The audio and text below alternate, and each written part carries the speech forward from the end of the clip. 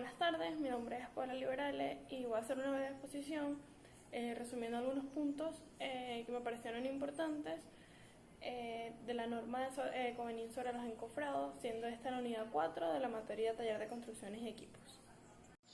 Bueno, empezaré hablando sobre la primera parte, que eran sobre definiciones claves o básicas para entender el resto de la norma.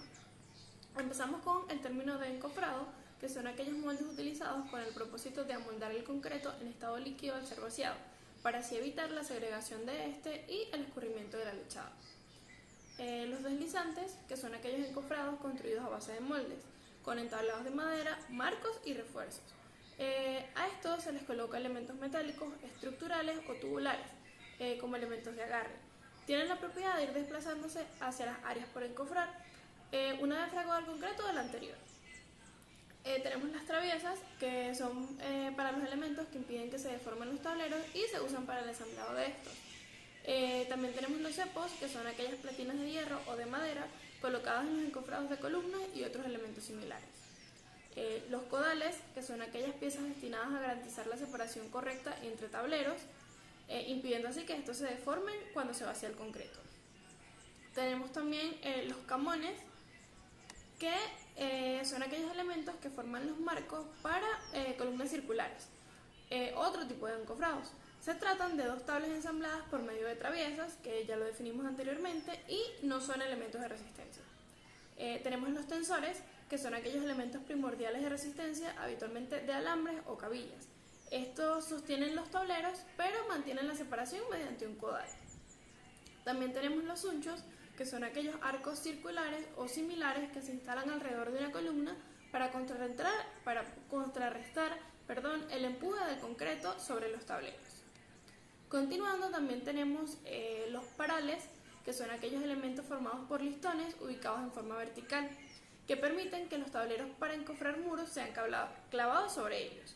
Los largueros, que son iguales que los parales, solo que en vez de estar los listones colocados en forma vertical, los largueros están colocados de forma horizontal.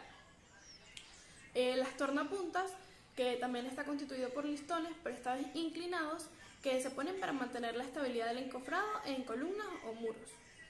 Tenemos los puntales, que son piezas de maderas o metales situadas verticalmente o inclinadas, habitualmente usadas para soportar encofrados de losas y vigas. Tenemos las guías, que también se llaman traviesas o largueros, que ya hablamos de ellas anteriormente, pero esta vez son puestos perpendicularmente unos contra otros, y sobre los cuales se apoyan los moldes de losas y vigas de gran tamaño. Pueden ser superiores e interiores. También tenemos las piezas de arriostramiento, que son aquellas que proporcionan estabilidad y garantizan mayor seguridad a las piezas que forman los encofrados, ya sean propios los moldes o los puntales. La mayoría de las veces son cuartones o listones de madera, tubos o de hierro. También pueden ser de piezas metálicas. Todo esto es diseñado con el fin mencionado anteriormente, y según su uso puede ser para puntales o para moldes. Tenemos el arriostramiento de puntales, que es aquel que se construye con elementos en forma de X, que son conocidos como cruces de San Andrés, o en forma horizontal, colocando las riostras perpendicularmente entre sí. Por último, tenemos los arriostramientos de los moldes, que se hacen en el encofrado que no lleva puntales, como en las columnas y otros elementos parecidos.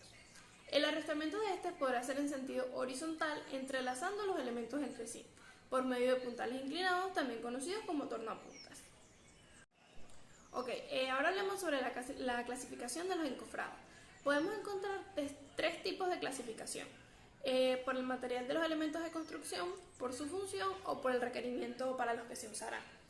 La primera clasificación tenemos que es por el material de elementos de construcción, y se pueden clasificar en maderas, metálicos, aglomerados y fibras de vidrio. Si nos vamos a la clasificación por su función, tenemos dos tipos, que son los fijos y los deslizantes. Y por último, según el requerimiento, también tenemos dos tipos, los cuales son los prefabricados industriales tipo tonel o los prefabricados a pedido del cliente, es decir, personalizados. Otro punto que me pareció importante es sobre la parte de los materiales que se usan para los encofrados, directamente los tipos de madera. Entre estos tenemos la madera saki-saki o ceiba, que es un tipo de madera fina y sin repelos, conserva una gran cantidad de humedad en su interior, lo que impide que al recibir la humedad del concreto, ésta se deforme y se pueda aprovechar varias veces.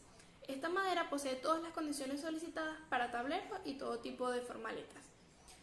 También tenemos la morello o aurora rosada, se conoce también con estos nombres. Es una madera semidura y se utiliza es para guías, parales, largueros, tornapuntas o otro tipo de elementos.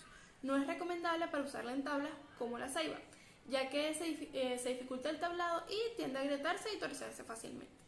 Por último tenemos la madera tipo mangle, que es una madera muy dura y con gran contracción. Esta regularmente se utiliza para puntales. Siguiendo un poco el tema de los materiales, está la parte del montaje y el desmontaje de los encofrados. Este se debe hacer exclusivamente con mano de obra, es decir, con obreros, y es conveniente que los tableros y los demás elementos no excedan de un peso de 35 kilos por obrero o por operario, procurando así no abusar de la cantidad de obreros que se van a necesitar para hacer esto. Es importante que la madera esté libre de nudos que comprometan la estabilidad de los moldes. Y en cuanto a otros materiales, tales como clavos, alambres, pernos, tuercas y otros, son elementos que se deben seleccionar, ya que de ellos también dependerá la resistencia de los moldes y de eso depende también la seguridad al momento de realizar el desmontaje o montaje de los encofrados.